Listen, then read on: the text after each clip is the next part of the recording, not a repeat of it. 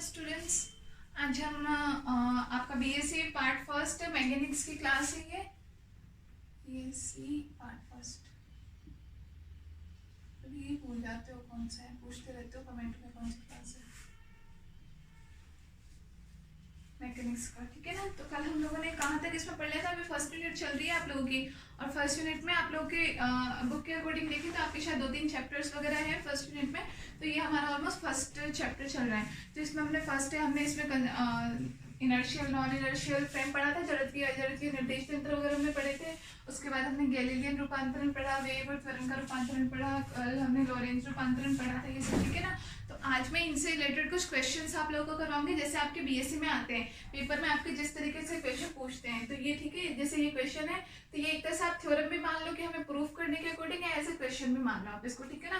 तो आप लोग सब अपनी नोटबुक्स फटाफट निकालो और उसमें नोट करना शुरू करो। ये फर्स्ट क्वेश्चन है हमारा, सिद्ध कीजिए कि गैलीलियन रूपांतरण के अंतर्गत निर्देश तंत्रों में बल निश्चल रहता है, मतलब बल सेम रहता है या नहीं, ये चीज हमें सिद्ध करनी है। नोट करो इसको।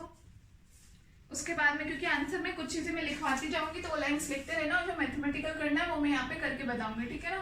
पूरा लिखूंगी तो फिर ऐसे बहुत टाइम जाएगा, इसलिए तो क्वेश्चन फटाफट उतारो आप लोग। सिद्ध कीजिए कि गैलीलियन रूपांतरण के अंतर्गत निर्देश तंत्रों में बल निश्चल रहता है।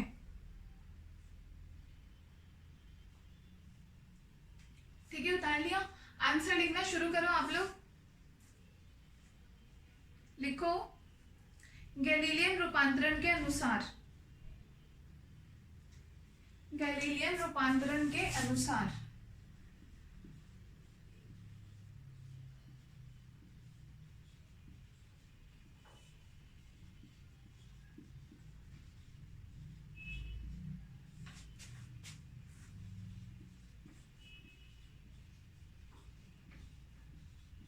कोर्स वगैरह आप लोग का हो जाएगा आराम से, उसकी आप लोग टेंशन मत करो।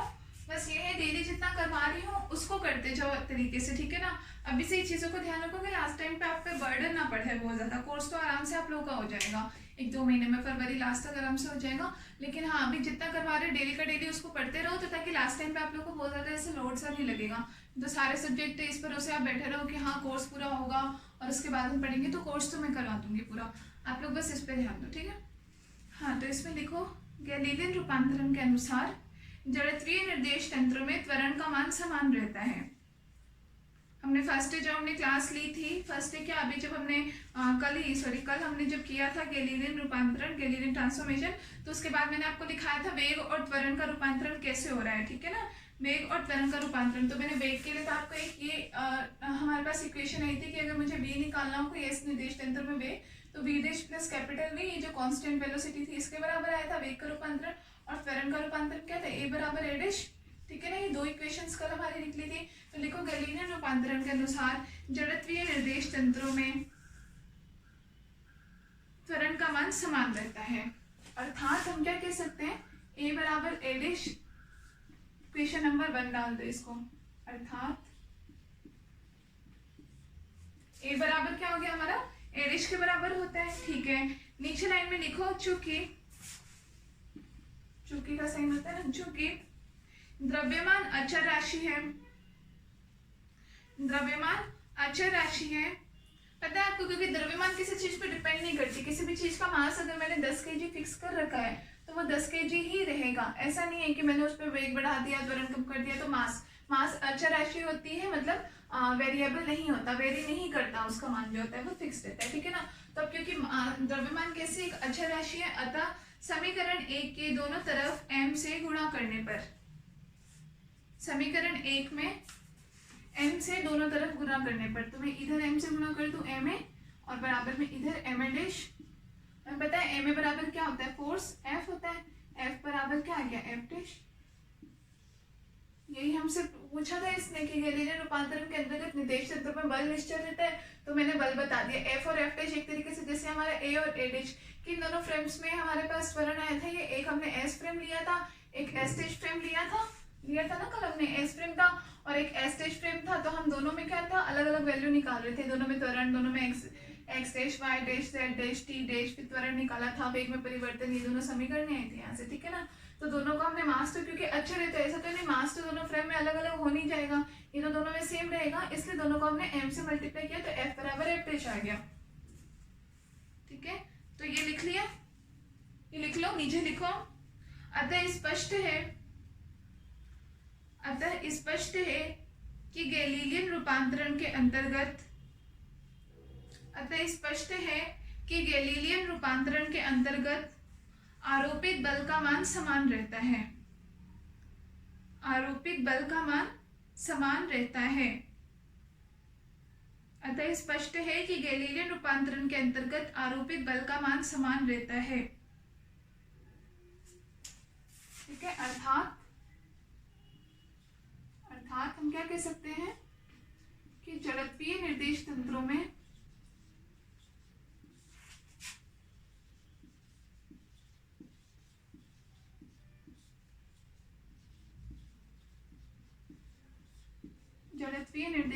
में बल का मान समान रहता है।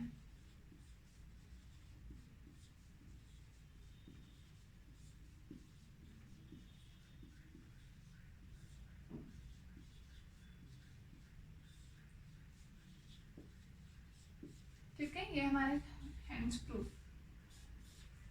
कर दिया हमने। जो चीज पूछी थी वो या तो ये थ्योरम मान लो, थ्योरम हमने प्रूफ किया, या फिर इसका आंसर मान लो कि दोनों में हमारे पास बल कैसा है, निश्चित है। ठीक है, अगला क्वेश्चन लिखो। क्वेश्चन हो गया कंप्लीट आपका। कई बार ऐसे आप लोग के बीएससी में आ जाते हैं छोटे छोटे क्या मतलब प्रूफ करने के ही होते हैं, तो ऐसे भी नहीं है एक क्वेश्चन में 2-3 पूछ लेते हैं ऐसे।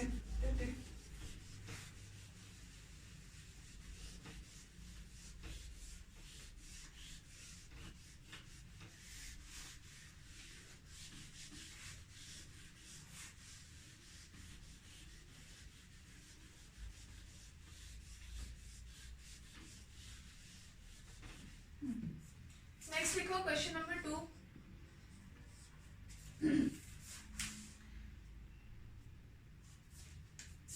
सिद्ध कीजिए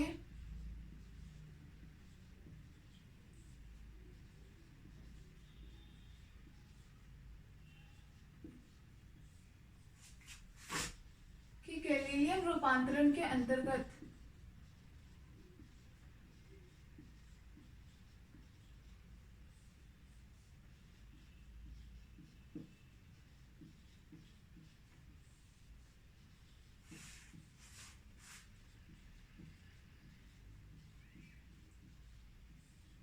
रैखिक संवेग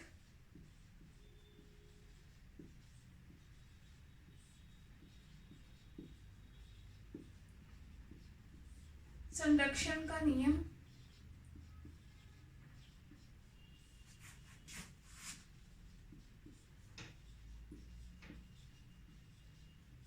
निश्चल रहता है।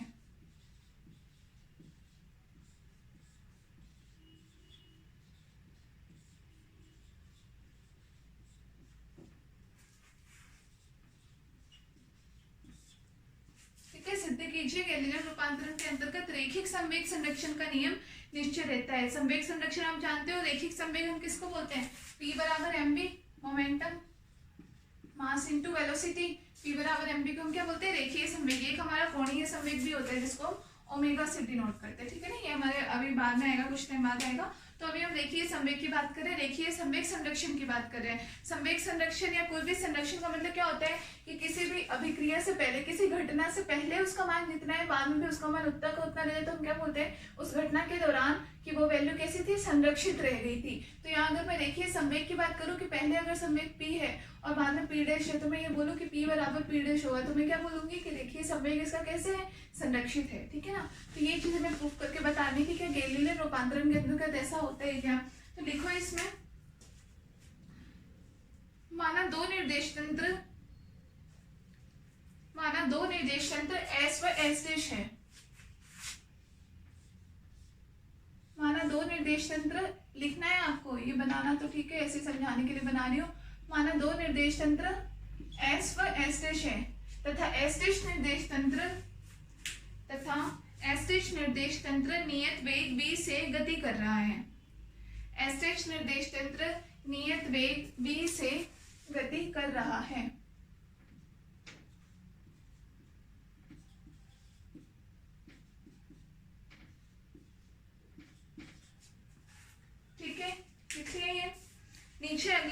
लिखो, माना एस निर्देश तंत्र में, माना एस निर्देश तंत्र में दो कण, माना एस निर्देश तंत्र में दो कण जिनके द्रव्यमान m1 व m2 हैं, जिनके द्रव्यमान m1 व m2 हैं,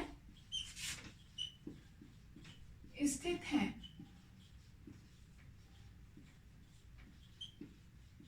एस निर्देश तंत्र पे हम क्या मान रहे हैं, अब दो पार्टिकल हम ले रहे हैं एक निर्देश तंत्र में, ठीक है ना, कि माना एस निर्देश तंत्र में दो कण जिनके द्रव्यमान m1 व m2 हैं स्थित हैं, ठीक है। अब अगला एरो दे करके अगली लाइन में लिखो, टक्कर से पूर्व इनके वेग क्रमशः, टक्कर से पूर्व इनके वेग क्रमशः u1 व u2 हैं। टक्कर से पूर्व इनके वेग क्रमशः u1 व u2 हैं तथा टक्कर के बाद इनका वेग क्रमशः v1 व v2 हैं, v1 व v2 हैं। ये टक्कर से पहले और ये टक्कर के बाद में इनका वेग, ठीक है, लिख लिया इतना। तो एस निर्देश तंत्र में टक्कर के बाद इनका वेग v1 व v2 है, तो एस निर्देश तंत्र में संवेग संरक्षण का नियम लागू होगा।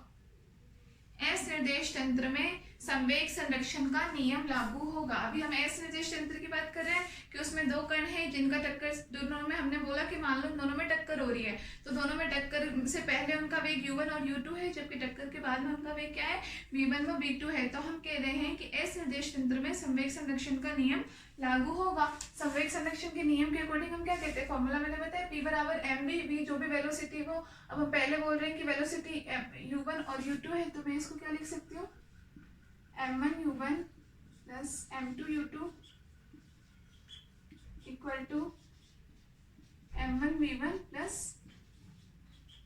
m2 v2। क्वेश्चन नंबर 1 दे दो इसको। ये किसमें है, एस निर्देश तंत्र की बात कर रहे हैं, अभी हम एस फ्रेम की बात कर रही हूँ मैं, ठीक है। संवेग संरक्षण के अनुसार ये है। आगे लिखो अगली लाइन से। अब हम एस टेस्ट निर्देश तंत्र की बात करेंगे। तो एस टेस्ट निर्देश तंत्र में, उसमें भी हमने सेम माना कि दो पार्टिकल, इसमें भी क्या है, m1 और m2 दो पार्टिकल हैं, एक है m1 और एक m2। इसमें मास ऐसा नहीं, आप द्रव्यमान को भी m1 डैश और m2 डैश बता दो।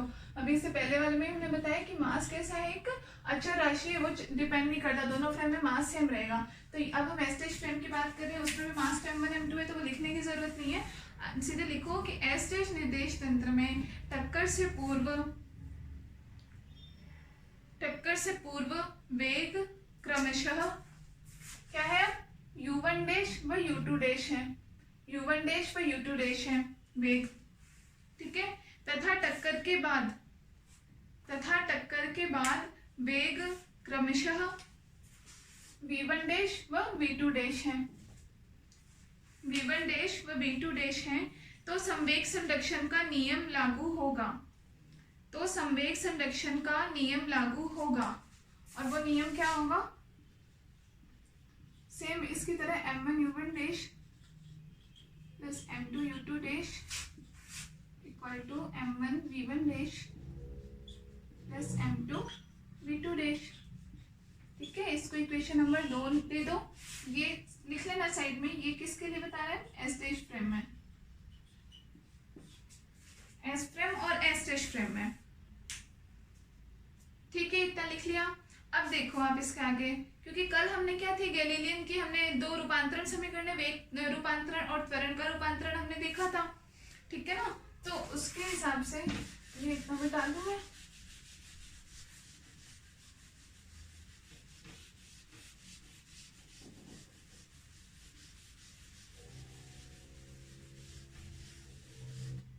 उसके आगे लिखो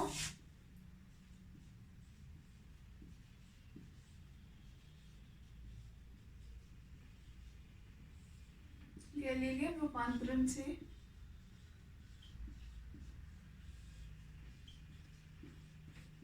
वेग में परिवर्तन हमने क्या बताया था, v बराबर v dash plus capital v।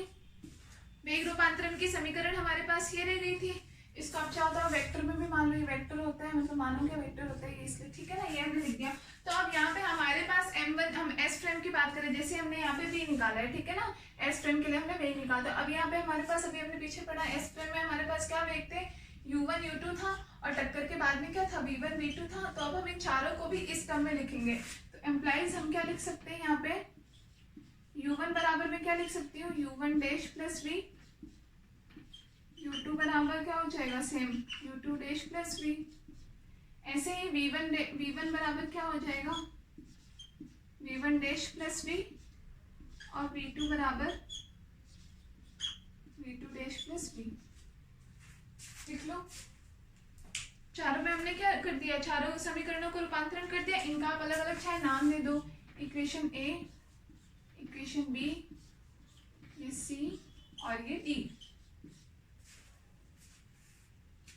ठीक है, इन चारों इक्वेशन को हमने अलग नाम दे दिए, इन चारों को इसमें नाम दे दो। अब हम इन चारों की वैल्यू किसमें, समीकरण 1 में डाल देंगे। हमारी समीकरण 1 तो ये थी M1U1 plus M2U2 equal to M1V1 plus M2V2। ठीक है ना, तो यहाँ U1 U2 V1 V2 की वैल्यू हम यहाँ से डाल देंगे। तो मैं इसको मिटा रही हूँ।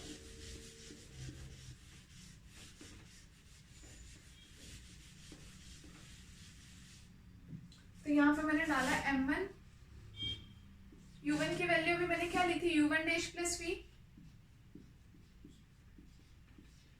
प्लस में M2 as it is, U2 की वैल्यू क्या होगी, U2 डैश प्लस V, बराबर में M1, V1 की value V1 dash plus V, और प्लस में M2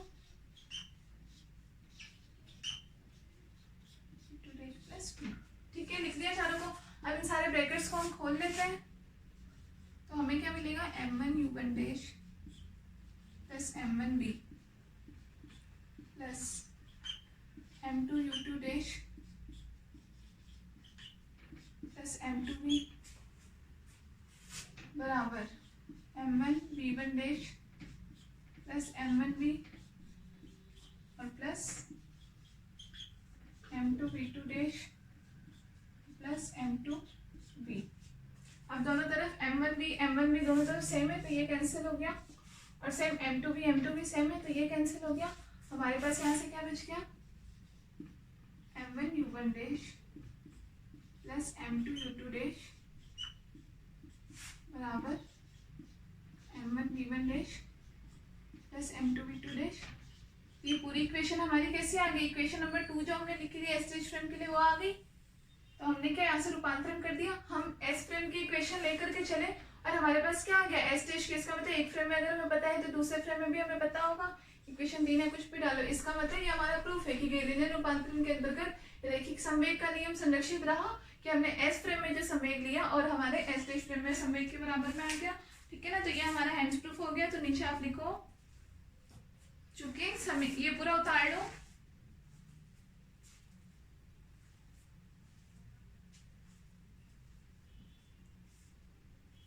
लिखो नीचे, चूंकि समीकरण 2 व समीकरण 3 समान है, समीकरण 2 व समीकरण 3 समान है, अतः स्पष्ट है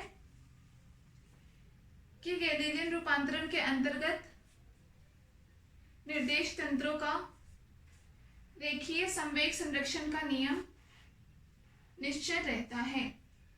चूंकि समीकरण 2 व समीकरण 3 समान है, अतः स्पष्ट है कि गैलीलियन रूपांतरण के अंतर्गत निर्देश तंत्रों का रेखीय संवेग संरक्षण का नियम संरक्षित रहता है।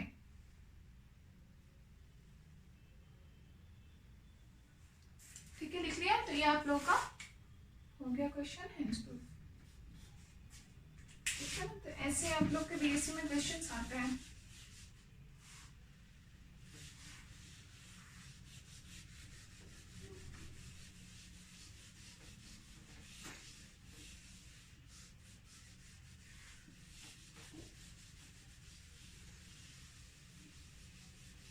वैसे क्वेश्चन नंबर 3 लिखो,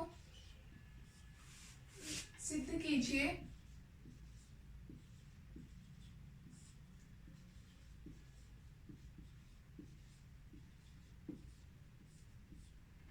सिद्ध कीजिए कि यह स्थिति इसकी गैलीलियन रूपांतरण के अंतर्गत। अब हम किसका करेंगे? गतिज ऊर्जा।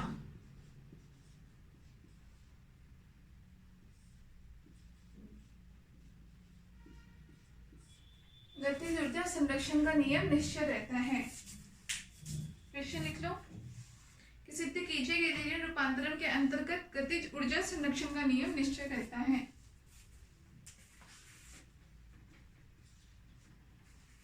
ठीक है, इसका सॉल्यूशन लिखो, आंसर लिखो। माना दो निर्देश तंत्र, यहाँ भी हम सेम दोनों मानेंगे फ्रेम ऑफ रेफरेंस। माना दो निर्देश तंत्र एस व एस डैश है, दो निर्देश तंत्र एस व एस डैश है। एस डैश निर्देश तंत्र एस निर्देश तंत्र के सापेक्ष स्थिर वेग v से गति करता है। स्थिर वेग v से गति करता है। Full stop. माना एस निर्देश तंत्र में, माना एस निर्देश तंत्र में m1 व m2 द्रव्यमान के, m1 व m2 द्रव्यमान के दो कण टक्कर करते हैं। सेम पिछले वाले क्वेश्चन में जैसे किया था वैसे के वैसे ही होगा कि माना एस निर्देश तंत्र में m1 m2 द्रव्यमान के दो कण टक्कर करते हैं। टक्कर से पहले इनका वेग, टक्कर से पहले इनका वेग क्रमशः u1 व u2 है। u1 व u2 है तथा टक्कर के पश्चात इनका वेग, तथा टक्कर के पश्चात इनका वेग क्रमशः v1 व v2 है। v1 व v2 है। लिख लिया। नेक्स्ट लाइन से लिखो, टक्कर के कारण, टक्कर के कारण कुछ ऊर्जा नष्ट होती है। टक्कर के कारण कुछ ऊर्जा नष्ट होती है जिसे कैपिटल ई द्वारा व्यक्त करते हैं। कैपिटल ई द्वारा व्यक्त करते हैं।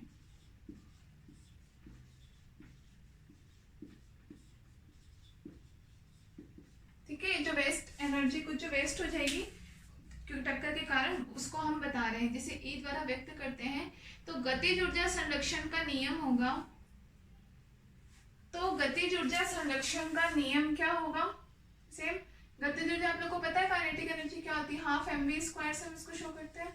ठीक है, तो यहाँ पे हमने टक्कर से पहले तो उनकी वेलोसिटी u1 u2 है और बाद में वेलोसिटी v1 v2 है, तो इसके हिसाब से गतिज ऊर्जा संरक्षण का नियम क्या होगा? Half m1 u1 square plus half m2 u2 square equal to किसके हो जाएगा?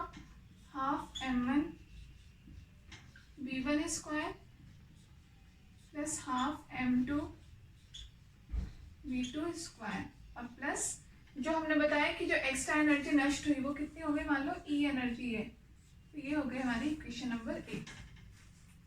ठीक है, एस निर्देश तंत्र के सापेक्ष हमने गतिज ऊर्जा के लिए इक्वेशन बताई है। ठीक है, इक्वेशन नंबर 1 नाम दे दो। अब लिखो, इसी प्रकार एस डैश निर्देश तंत्र में, इसी प्रकार एस डैश निर्देश तंत्र में टक्कर से पहले कणों के वेग, टक्कर से पहले कणों के वेग क्रमशः u1 डैश व u2 डैश है,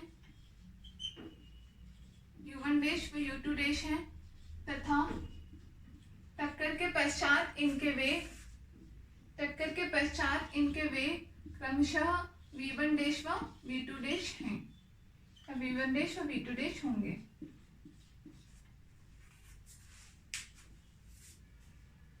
ठीक है, तो गतिज ऊर्जा संरक्षण का नियम क्या होगा? तो गतिज ऊर्जा संरक्षण का नियम होगा सेम इसकी तरह। हम इस फ्रेम में क्या इक्वेशन हो जाएगी हमारे पास? हाफ m1 u1 डैश का square plus half m2 u2 dash का square equals to half m1 v1 dash का स्क्वायर और plus half m2 v2 dash का स्क्वायर और प्लस जो एनर्जी नष्ट हो रही है एक्स्ट्रा वो E है ही। ये हो गया हमारी इक्वेशन नंबर 2। ये S फ्रेम के लिए और ये हमारी S डैश फ्रेम के लिए।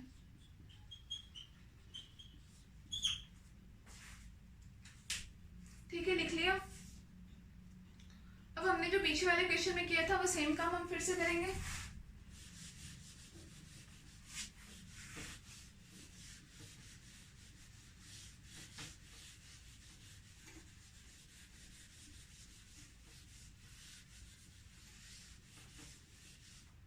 वही फिर से लिखो, गैलीलियन रूपांतरण समीकरण से गैलीलियन रूपांतरण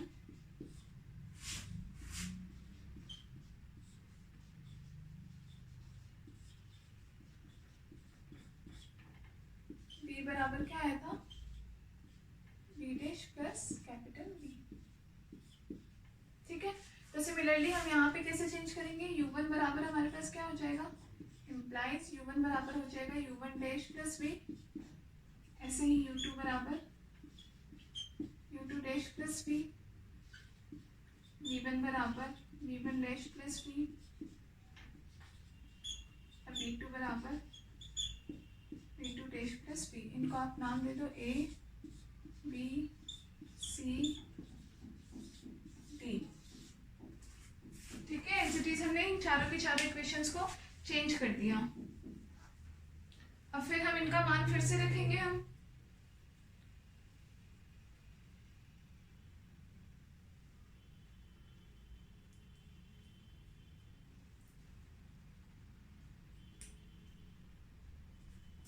ठीक है, तो फिर लिखो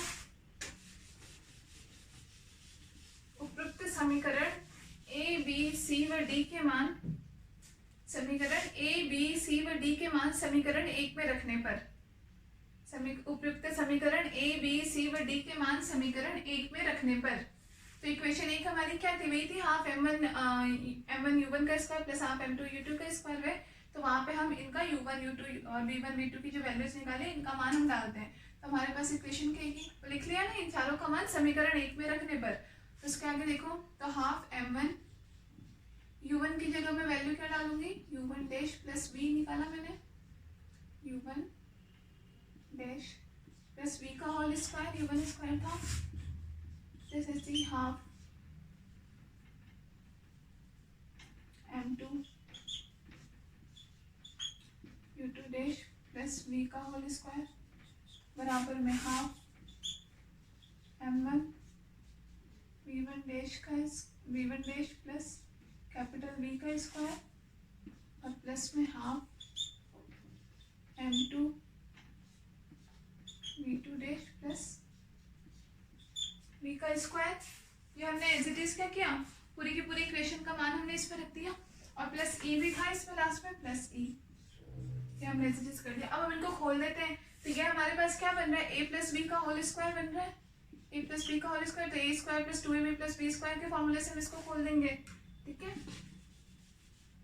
तो हमने क्या आ जाएगी हमारे पास नेक्स्ट टर्म, जैसे हाफ m1, पहले मैंने a का स्क्वायर किया u1 dash square plus half m1 और b का स्क्वायर किया तो कैपिटल B स्क्वायर आ गया, प्लस तीसरे में हम इसका क्या करेंगे, a square plus b square plus 2ab, तो वो 2 यहाँ भी आएगा 2ab का और 2 यहाँ भी है, तो 2 से 2 कैंसिल, तो हमारे पास ओनली क्या बच जाएगा, m1 u1 dash plus b।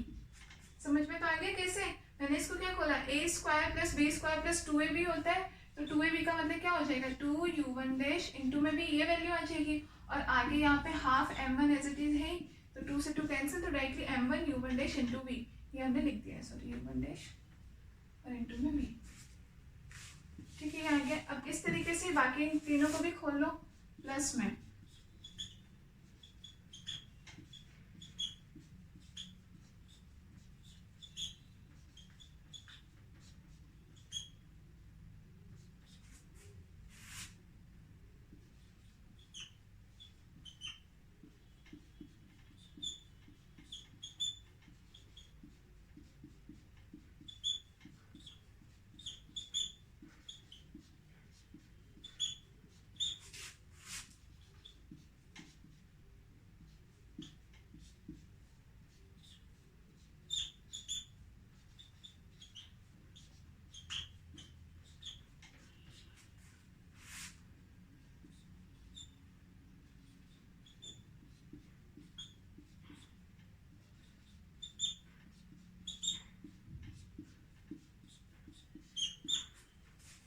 वाली की पूरी इक्वेशन को क्या किया, खोल दिया। अब देख लो दोनों तरफ इक्वल चीजें क्या है, वो तो कैंसिल आउट हो जाएगी। तो हाफ m1 u1 डैश, यहाँ तो v1 डैश है, half m1 v square, half m1 v square, ये कैंसिल आउट हो गया। और यहाँ से half m2 u dash square, ये एज इट इज हो जाएगा हाफ m2 v स्क्वायर। तो हाफ m2 v स्क्वायर हमारे पास ये चीज कैंसिल हो जाएगी। तो हमारे पास वैल्यू क्या आ जाएगी, हाफ m1 u1 डैश का स्क्वायर प्लस, अब यहाँ पे देखो इसको लिखो हाफ m2 u2 डैश का स्क्वायर, ठीक है।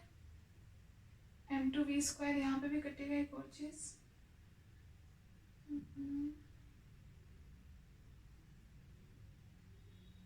ये कट जाएगा ना, 4 m1 v स्क्वायर से m1 v स्क्वायर कटा और m2 v स्क्वायर से हाफ m2 v स्क्वायर, ये कट गया, ठीक है ना। तो बच क्या गया, हाफ m2 u1 स्क्वायर, ये हमने एज इट इज लिख दिया, और हाफ m2 u स्क्वायर, ये एज इट इज लिख दिया। अब यहाँ पे देखो एक तो मेरे पास m2 u डैश v बच रहा है और एक m1 u डैश v बच रहा है, तो इन दोनों में v कॉमन है, तो मैं v बाहर ले लेती हूँ और मैं इसको क्या लिख दूंगी, जैसे m1 u1 डैश और plus m2 u2 dash,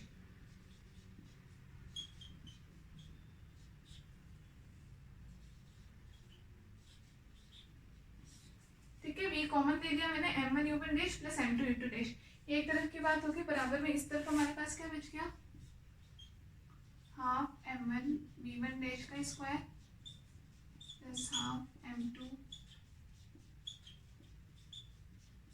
plus, यहाँ पे भी इन दोनों में v कॉमन कर लूंगी मैं, v कॉमन कर लिया तो मेरे पास वैल्यू क्या बच गई, m1 v1 dash plus m2 v2 dash और plus e as it is आ जाएगा, ये लिख लो, ठीक है ना। इसको सॉल्व करने के बाद हमारे पास लास्ट में ये इक्वेशन आ गई, एक साइड का ये और equal to left hand side, ठीक है। देखो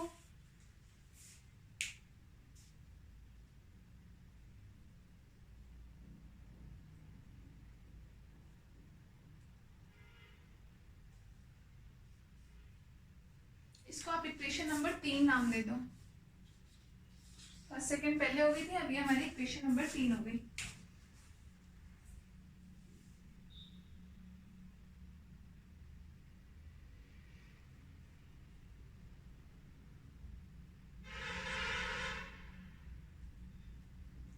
ठीक है, लिख लिया।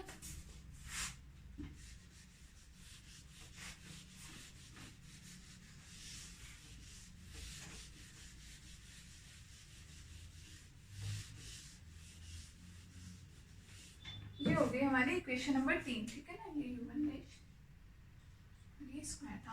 अब सबसे पहले हम क्या बोलते हैं, क्योंकि अभी इससे पहले हमने किसका रेखीय संवेग संरक्षण पढ़ा था, तो लिखो रेखीय संवेग संरक्षण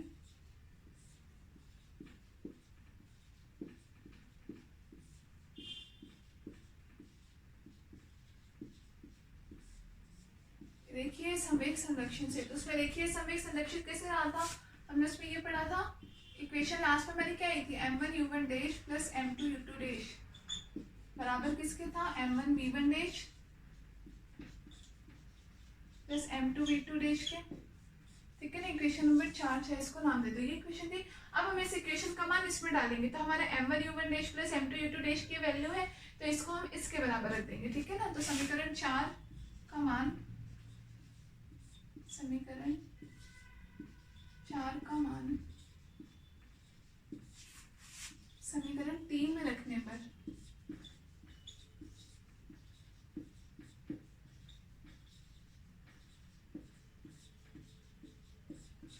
समीकरण 3 में रखने पे क्या आ जाएगा, तो ये वैल्यू तो आप एज इट इज लिख दो, half m1 u1 dash square plus half m2 u2 dash का स्क्वायर और plus v as it is आ जाएगा। मैं इसकी जगह ये वैल्यू लिख दूंगी, m1 v1 dash plus m2 v2 dash, ये लिख दिया।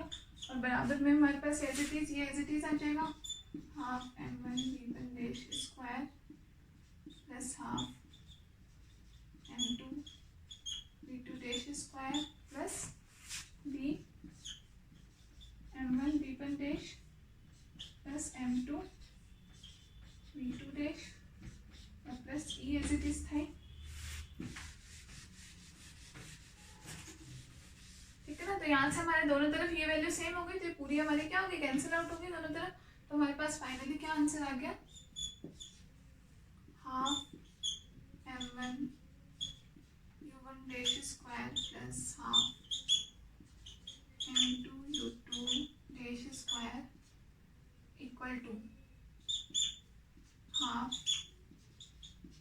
m1 p1 dash square plus half m2 p2 dash square और प्लस e। इसको आप इक्वेशन नंबर 5 दे दो। ये हमारा हो गया प्रूफ। क्या कि हम पहले कौन सी इक्वेशन लेके चले थे, हम एस प्राइम की इक्वेशन लेकर के चले थे और हमारे पास एस डैश प्राइम में भी, तो हमने एस प्राइम में माना था half m1 u1 square plus half m2 u2 square. Equation हमने मानते हैं एस प्राइम में अगर गतिज ऊर्जा हमारी संरक्षित है तो एस डैश प्राइम में भी हमारी गतिज ऊर्जा में संरक्षण का नियम हमारे पास आ गया। तो हम कह सकते हैं कि गैलीलियन रूपांतरण के अंतर्गत गतिज ऊर्जा जो है संरक्षण का नियम निश्चय रहता है। इसका मतलब गतिज ऊर्जा जो है दोनों फ्रेम में निश्चय होती है। तो इतना उतार लो पहले तो।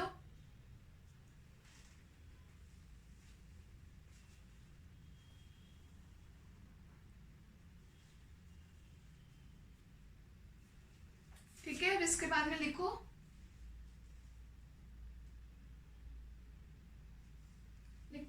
समीकरण 5 व समीकरण 2, समीकरण 5 व समीकरण 2 समान है या मेल खाती है। अतः स्पष्ट है कि गैलीलियन रूपांतरण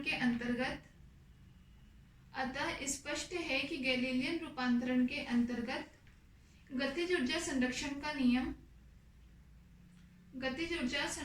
नियम निश्चय रहता है।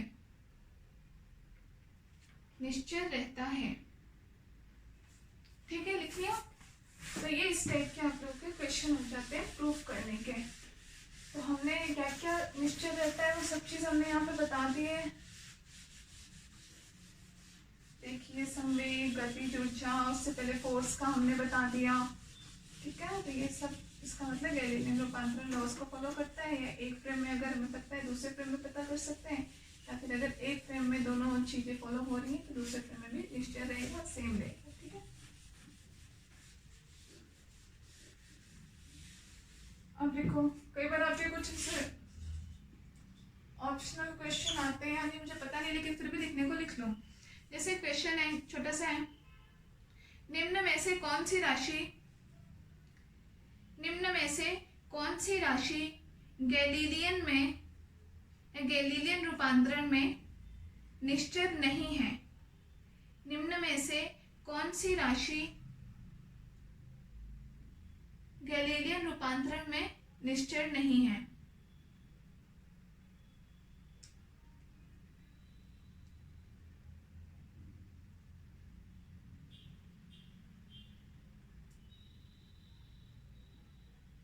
ठीक है, तो इसका ऑप्शन देखो, ए लिख लो आप बल,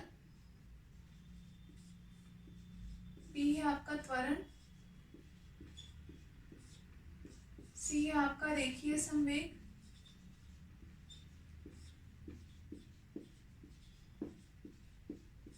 और डी है आपका वेग। इसके 4 ऑप्शन लिख लो, बल, त्वरण, रेखीय संवेग और वेग। तो बताओ इनमें से कौन सी राशि निश्चय नहीं है। अभी हमने सारे निश्चय के नियम पढ़ लिए, बताओ।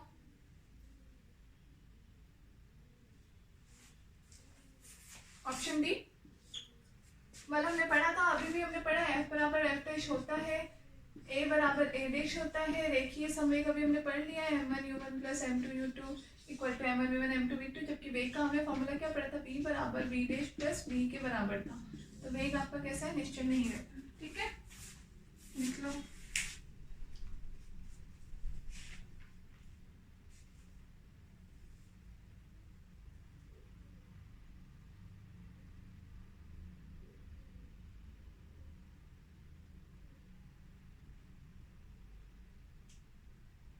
अब जैसे मान लो कोई न्यूमेरिकल का आपको क्वेश्चन दिया हो,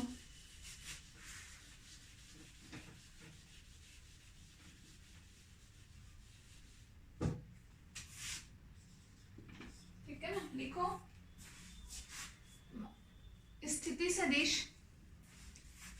कोई मान लो आपको पोजीशन वेक्टर स्थिति सदिश की वैल्यू आपको दी है, सदिश आर टी बराबर आपको कितना दे रखा है, मान लो जैसे 9t क्यूब आई के प्लस 6t स्क्वायर जे के और प्लस 3t के।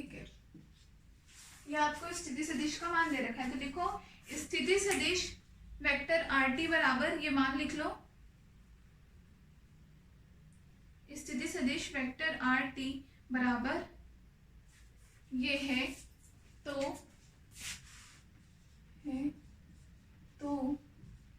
t बराबर 1 पर टाइम दे रखा है, t बराबर 1 पर वेग व त्वरण का मान तथा परिमाण ज्ञात कीजिए।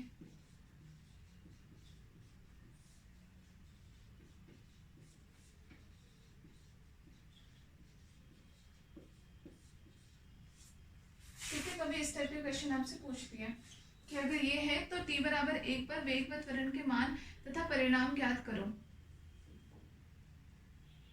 या परिमाण ज्ञात करो। करो, कैसे करोगे इसको,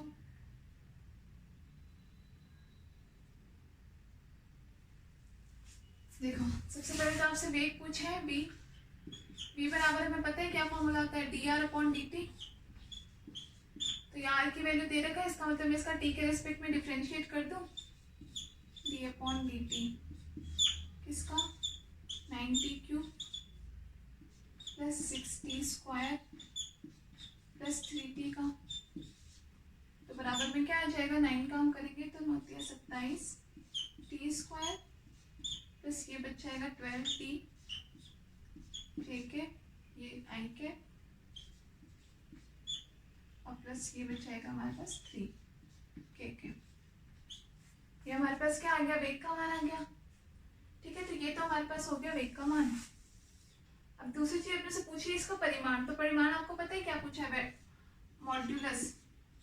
परिमाण को हम किससे प्रदर्शित करते हैं, मॉड्यूलस से, और मॉड्यूलस का मान क्या होता है, इसका square under root I cap J cap K cap, इनका स्क्वायर तीनों का और उसका अंडर रूट, जैसे ये 27 का स्क्वायर प्लस 12 का स्क्वायर और प्लस 3 का स्क्वायर।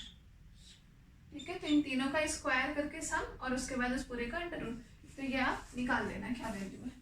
ठीक है, तो इस तरीके से तो हम क्या निकाल सकते हैं, इसका वेग लिख लो।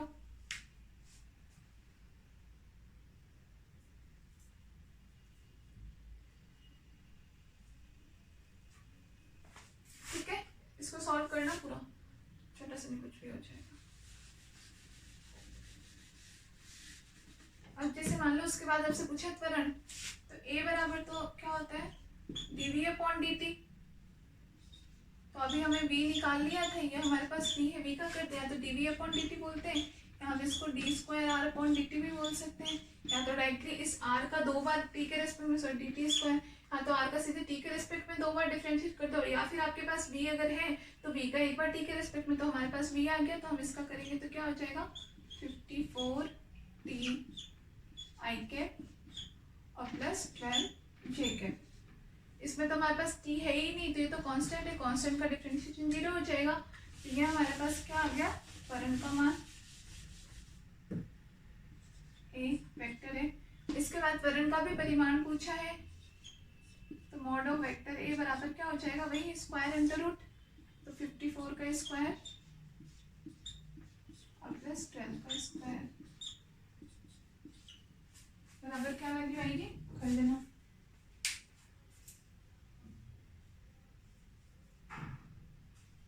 ठीक है, समझ में आ गया। तो इस टाइप के कभी छोटे छोटे आपके न्यूमेरिकल्स आने हो तो ऐसे आ सकते हैं।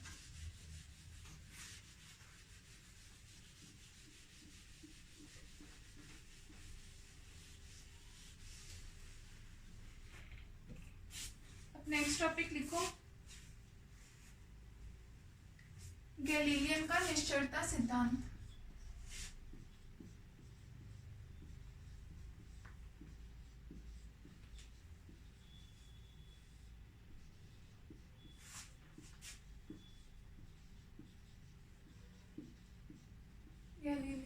निश्चलता सिद्धांत।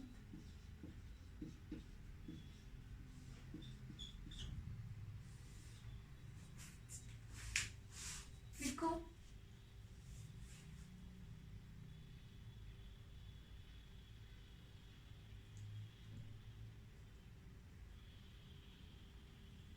लिखो इस सिद्धांत के अनुसार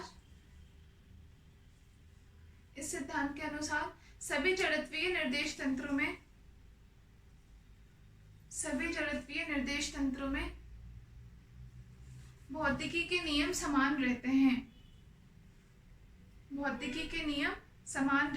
कल हमने पढ़ा भी था ये गैलीलियन का निश्चलता, उसमें हमने यही बात कही थी। तो इस क्या लिखा हमने, इस सिद्धांत के अनुसार सभी जड़त्वीय निर्देश तंत्रों में भौतिकी के नियम समान रहते हैं। ठीक है, तो अब हम इसमें देखेंगे कि इसके अंतर्गत न्यूटन के जो गति के नियम थे वो सेम रहते हैं या नहीं। तो लिखो गैलीलियन रूपांतरण के अंतर्गत नेक्स्ट हेडिंग डालो।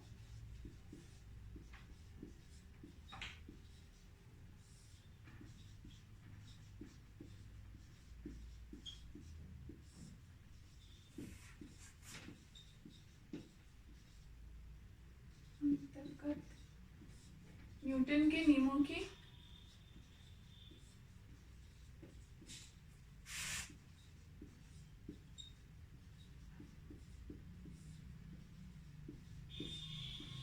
निश्चलता।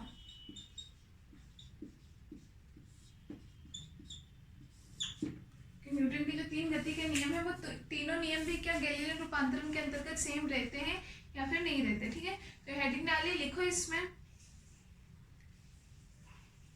न्यूटन के प्रथम नियम के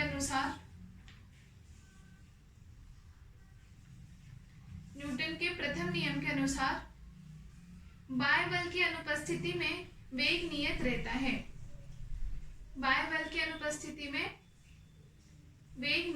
है। हमने पढ़ा था पहले भी न्यूटन का फर्स्ट लॉ ऑफ मोशन कि न्यूटन के प्रथम नियम के अनुसार बाह्य बल की अनुपस्थिति में वेग नियत रहता है। नेक्स्ट लाइन में लिखो तथा गैलीलियन रूपांतरण से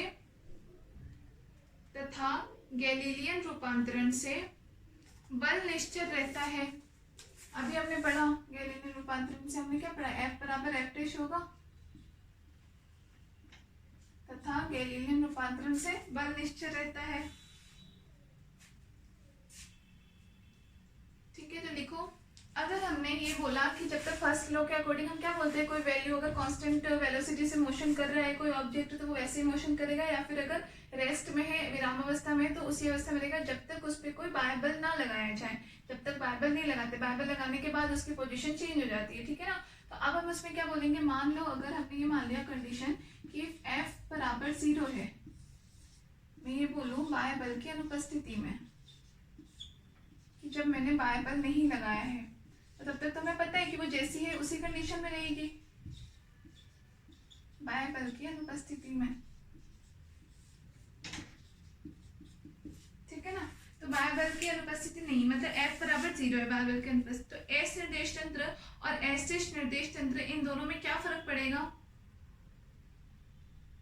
S निर्देश तंत्र और S डैश निर्देश तंत्र में क्या फर्क पड़ेगा। तो देखो एक तरफ तो जैसे हम लिख लेते हैं इसमें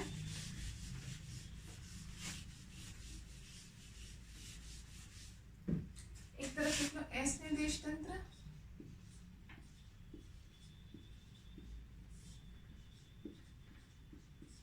और एक तरफ लिख लो S डैश।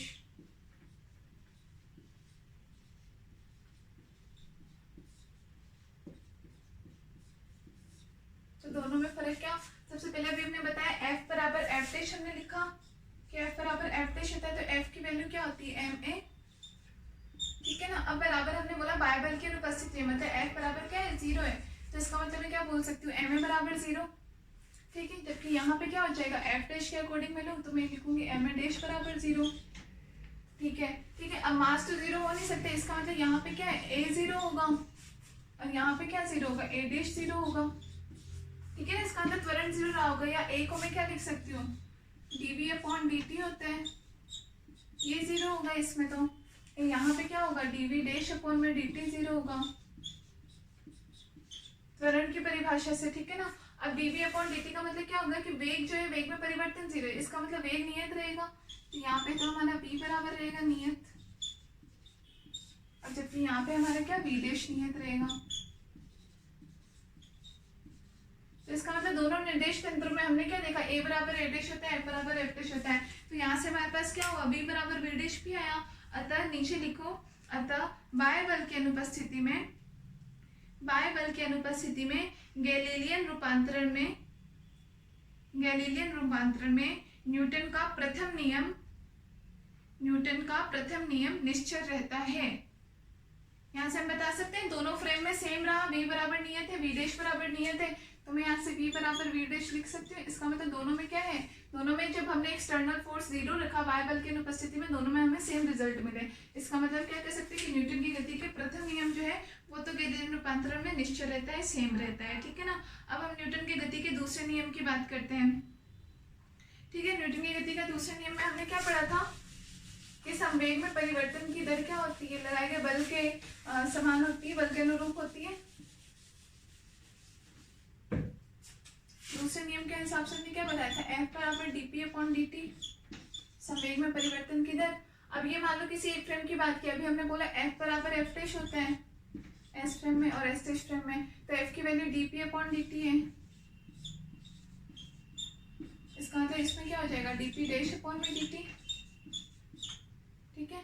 अगर मैं बाह्य बल की अनुपस्थिति में F बराबर 0 तो दोनों 0 के बराबर, इसका मतलब यहाँ तो P बराबर कांस्टेंट है, तो P डैश भी कांस्टेंट होगा, ठीक है। इसका मतलब हम क्या कह सकते हैं कि न्यूटन की गति का दूसरा नियम भी गैलीलियन रूपांतरण में निश्चल रहता है।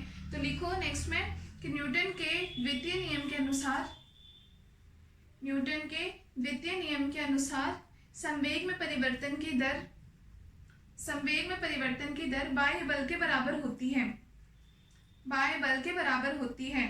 तो ये लिख लो पहले तो आप, बाह्य बल के बराबर होती है मतलब F बराबर dp अपॉन dt, F बराबर dp अपॉन dt। अब उसके नीचे नेक्स्ट लाइन में लिखो, गैलीलियन के रूपांतरण समीकरण से, गैलीलियन के रूपांतरण समीकरण से, अब ये पूरा लिख लो, F बराबर f डैश होता है, अर्थात dp अपॉन dt बराबर dp डैश अपॉन dt हो जाएगा, ठीक है। और इसका मतलब हमें ये रिजल्ट मिल जाएगा, लिखो फटाफट।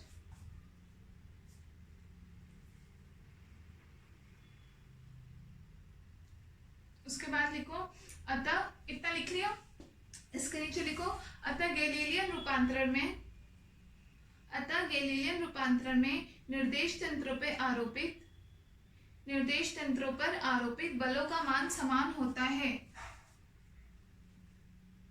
बलों का मान समान होता है, जिसके कारण, जिसके कारण इन निर्देश तंत्रों में, इन निर्देश तंत्रों में संवेग में परिवर्तन की दर बराबर होती है, संवेग में परिवर्तन की दर बराबर होती है। ये चाहो तो लिख सकते हो वापस, dp अपॉन dt बराबर होगा dp डैश अपॉन dt के, ठीक है। संवेग में परिवर्तन की दर बराबर होती है, अतः, अतः गैलीलियन रूपांतरण में, अतः गैलीलियन रूपांतरण में न्यूटन का द्वितीय नियम भी निश्चल रहता है, अतः गैलीलियन रूपांतरण में न्यूटन का द्वितीय नियम भी निश्चल रहता है,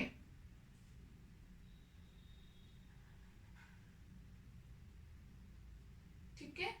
ये हो गया, तो हमने सेकेंड लॉ को भी प्रूव कर दिया, ये हो गया न्यूटन का सेकेंड लॉ, ठीक है। अब थर्ड लॉ आपको पता है, थर्ड लॉ क्या होता है, क्रिया प्रतिक्रिया का नियम, कि अगर हम किसी भी वस्तु पर अगर हम क्रिया लगाते हैं, फोर्स लगाते हैं, तो उसके बदले में वो भी हम पर फोर्स लगाती है, जस्ट अपोजिट डायरेक्शन में, विपरीत दिशा में। परिमाण बराबर होता है लेकिन दिशा विपरीत होती है, ठीक है ना। तो यहाँ क्योंकि हम पहले बता चुके हैं कि F बराबर F डैश है, मतलब अगर मैं किसी पे परिमाण लगाऊंगी F, तो वो भी मुझे क्या देगा दूसरे फ्रेम में। अगर मैं इसमें ये बोलूँ मैंने F उस पर लगाया और उसने मुझे बदले -F दिया, ठीक है ना, और ये F डैश के बराबर है, इसका मतलब F डैश के लिए भी बराबर में विपरीत बल क्या -F डैश के बराबर होगा। इसका मतलब क्रिया प्रतिक्रिया का नियम भी क्या करेगा, निश्चल रहेगा।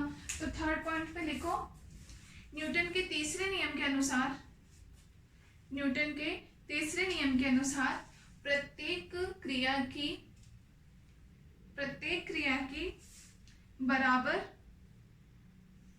न्यूटन के तीसरे नियम के अनुसार प्रत्येक क्रिया की बराबर तथा विपरीत दिशा में प्रतिक्रिया होती है। इसे क्रिया प्रतिक्रिया का नियम भी कहते हैं। ऐसे ब्रैकेट में लिख लेना, क्रिया प्रतिक्रिया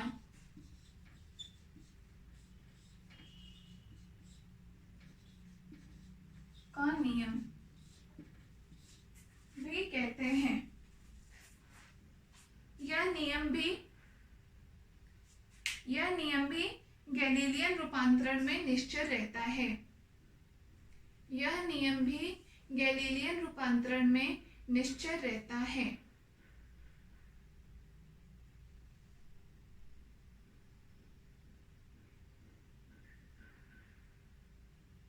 ठीक है, तो ये आपके न्यूटन की गति के तीनों नियम, कभी ऐसा क्वेश्चन आ जाए कि ये सिद्ध करो कि गैलीलियन रूपांतरण के अंतर्गत न्यूटन की गति के तीनों नियम भी निश्चल रहते हैं, तो आपको ऐसे तीनों करके एक तीनों लॉज का आपको प्रूफ करना पड़ेगा। ठीक है ना। अब एक छोटा सा एक नोट डाल लो,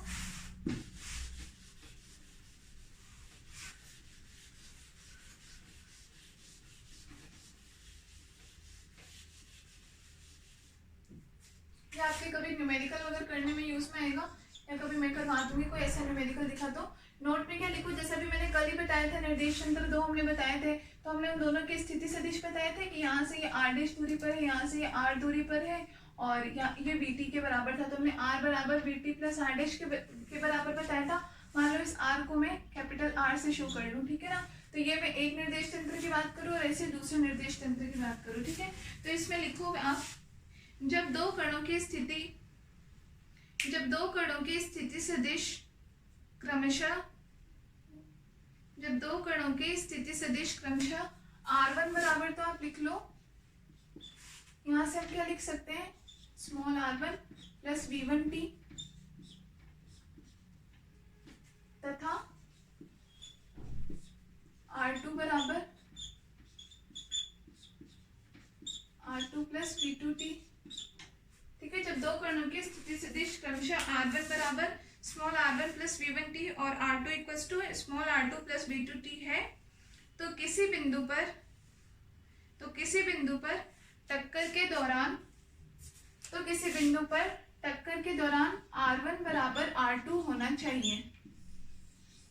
r1 बराबर r2 होना चाहिए।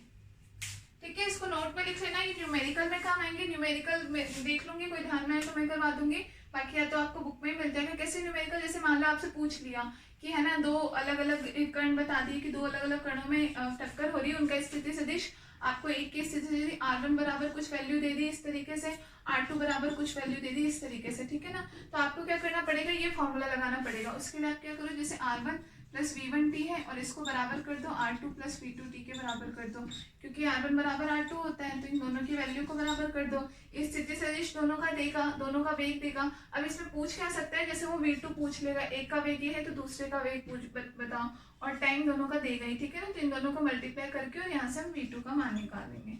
इस तरीके के कभी न्यूमेरिकल्स आपके आ जाते हैं। ठीक है, तो ये आप लोग का फर्स्ट यूनिट में जो आपका फर्स्ट चैप्टर का जो पूरा पोर्शन था गैलीलियन रूपांतरण का, लॉरेंज ट्रांसफॉर्मेशन, वो वैसे आगे आएगा, लेकिन मैंने आप लोगों को पहले ही बता दिया STR और लॉरेंज ट्रांसफॉर्मेशन, उसके अलावा जड़त्वीय अजड़त्वीय निर्देश तंत्र। तो ये आपका फर्स्ट यूनिट का फर्स्ट टॉपिक जो है वो पूरा कंप्लीट हो गया। ठीक है ना, यूनिट फर्स्ट का। अब हम कल से इसमें पढ़ेंगे इसके आगे का जो भी आपका कोरियोलिस फोर्स वगैरह है वो पढ़ेंगे। ठीक है, तो आज की क्लास में बस इतना ही।